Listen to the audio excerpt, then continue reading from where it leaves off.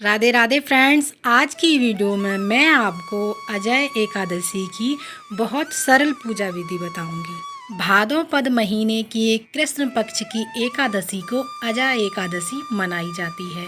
इस दिन भगवान विष्णु की पूजन करने से हमारे सभी तरह के पाप समाप्त हो जाते हैं, इसलिए अजय एकादशी का व्रत किया जाता है।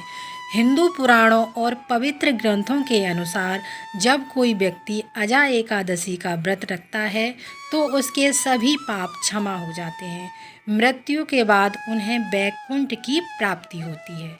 यह भी मान्यता है कि अजय एकादशी व्रत करने से व्यक्ति को अश्वमेध यज्ञ के समान लाभ मिलता है।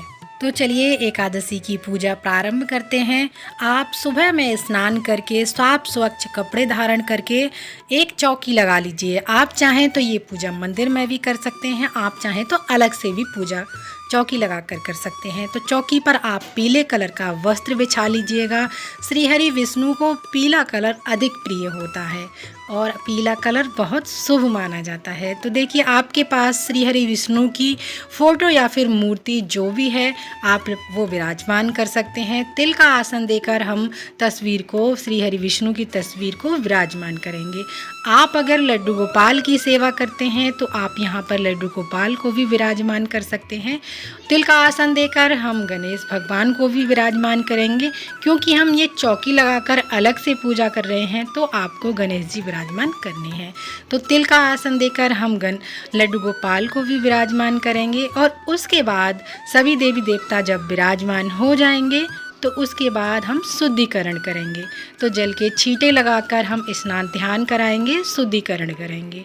तो उसके बाद में हमें सभी देवी देवताओं को वस्त्र स्वरूपी कलावा अर्पण करेंगे। तो पहले गणेश भगवान को हम कलावा अर्पण करेंगे। अगर आपके पास जनेऊ है तो गणेश भगवान को आप जनेऊ समर्पित कीजिएगा। विष्णु भगवान की तस्वीर को भी हम कलावा अर्पण करेंगे। तो देखिए लड्डू गोपाल को हमने पहले ही स्नान करा चुके हैं और उनको वस्त्र समर्पित किए हैं। तो उसके बाद में हम चंदन से तिलक करेंगे। हो सके तो आप पीले चंदन से तिलक करें। श्री हरि विष्णु को चंदन श्री हरि विष्णु को अधिक प्रिय होता है। तो देखिए गणेश भगवान को यहाँ पहले तिलक करेंगे चंदन से, उसके बाद विष्णु भगवान को करेंगे, लड्डू गोपाल को करेंगे। इसी प्रकार हमें दीपक का भी पूजन करना है तो चंदन से दीपक का भी तिलक करेंगे। उसके बाद हमें रोली से तिलक करना है। तो देखिए रोली से पहले हम गणेश भगवान को तिलक करेंगे, श्री हरि विष्णु को तिलक करेंगे। हमें एकादशी के व्रत में चावलों का बिल्कुल भी प्रयोग नहीं करना है। चावलों का प्रयोग नहीं किया जाता है तो आप चावलों की जगह पे तिल ले सकते हैं, पुष्प ले सकते हैं। तो मैंने यहाँ पर तिलक लगा करके चंदन से, रोली से, उसके बाद तिल समर्पित किए हैं। उसके बाद हम फूल समर्पित करेंगे। तो मैंने यहाँ पर गणेश भगवान को, श्री हरि विष्णु को और लड्डू गोपाल को, शास्त्रों के अनुसार जो भी अजय एकादशी का व्रत करता है वह कभी भी प्रेत योनि में नहीं जाता है।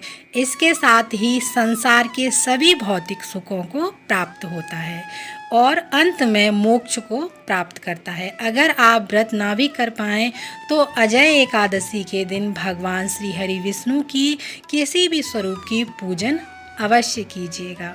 और अजय एकादशी का व्रत ना कर पाएँ तो कथा जरूर सुनें। और अगर आप लड्डू गोपाल की सेवा करते हैं तो आप लड्डू गोपाल की पूजा अवश्य कीजिएगा, क्योंकि लड्डू गोपाल श्री हरि विष्णु का ही स्वरूप है। फूल समर्पित करने के बाद हम गणेश भगवान को भोग समर्पित करेंगे। तो आप यहाँ पर पंचमेवा गणेश भगवान को, श्री हरि विष्णु को समर्पित कर सकते हैं। हमें गणेश भगवान को अलग से भोग समर्पित करना है क्योंकि उनके भोग में हमें तुलसी दल नहीं रखना है।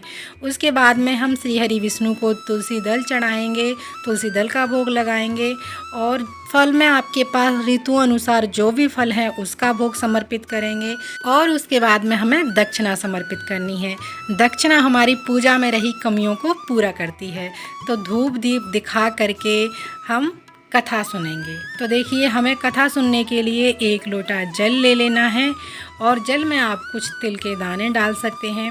हमें खाली हाथ कथा नहीं सुननी होती है तो आप 1 लोटा जल और अपने सीधे हाथ में कुछ तिल के दाने और कुछ पुष्प ले लीजिएगा और जिस भी पुस्तक से आप कथा पढ़ रहे हैं उस पुस्तक का पूजन कर लीजिएगा। उसके बाद में हम कथा पढ़ेंगे। आप चाहें तो कथा फ़ोन से भी सुन सकते हैं। तो देखिए, इस तरीके से हमें अपने सीधे हाथ में कुछ पुष्प लेकर, तिल लेकर कथा सुननी है। अजय एकादशी पर आप चाहें तो खीर का भी भोग लगा सकते हैं। खीर आप साबूदाने की बना सकते हैं और फलों का, माखन का और पंचामृत का भोग लगा सकते हैं, क्योंकि पंचामृत श्री हरि विष्णु को अधिक प्रिय होता है। विष्णु भगवान को केले का भोग भी लगा सकते हैं। और अजय एकादशी के दिन खजूर का भोग लगाया जाता है, छुआरे का भी भोग लगाया जाता है। तो आप अपने सामर्थ्य अनुसार, अपनी सुविधा अनुसार इन चीज़ों का भोग लगा सकते हैं। उसके बाद में हमने जब कथा हमारी पूर्ण हो जाएगी, तब जो हमने हाथ में पुष्प और तिल ले रखे हैं वो श्री हरि विष्णु को समर्पित कर देंगे। तो देखिए, इसके बाद अब हम आरती करेंगे। तो पहले हमें गणेश जी की आरती करनी है, उसके बाद हमें श्री हरि विष्णु की आरती करेंगे। तो आपको जो भी आरती आती है यहाँ पर वो आरती गा सकते हैं। उसके बाद में हम पूजा में रही कमियों के लिए हाथ जोड़कर क्षमा प्रार्थना करेंगे और आपकी जो भी मनोकामना है वो पूर्ण करने के लिए श्री हरि विष्णु से प्रार्थना करेंगे। तो इस तरीके से हमारी अजय एकादशी की पूजा पूर्ण होती है। तो देखिए, आपने जो भोग चढ़ाया है वो आप घर के सभी सदस्यों में बांट दीजिएगा और जो लोटे में जल है वो सूर्य देवता को अर्घ दे देंगे और जो दक्षिणा चढ़ाई है हमने वो आप किसी ज़रूरतमंद को दान कर सकते हैं। उसके बाद में आपने यथासंभव स्थान से, जहाँ से लड्डू गोपाल लिए हैं, उठाए हैं, वो वहीं पर विराजमान कर देंगे। तो ये चौकी हमें जब दीपक शांत हो जाएगा उसके बाद ही हटानी है। तो इस तरीके से हमें अजय एकादशी की पूजा विधि करनी है। तो इसका कथा का वीडियो मेरे चैनल पर मिल जाएगा। अगर इसी में मैं ऐड करती तो वीडियो काफ़ी बड़ा हो जाता। फ्रेंड्स, अगर आपको अजय एकादशी की पूजा विधि पसंद आई हो तो वीडियो को लाइक ज़रूर कीजिएगा, साथ ही मेरे चैनल को सब्सक्राइब करना ना भूलिएगा। मिलते हैं अगली वीडियो में, तब तक के लिए आप सभी को मेरा राधे राधे, जय श्री कृष्ण।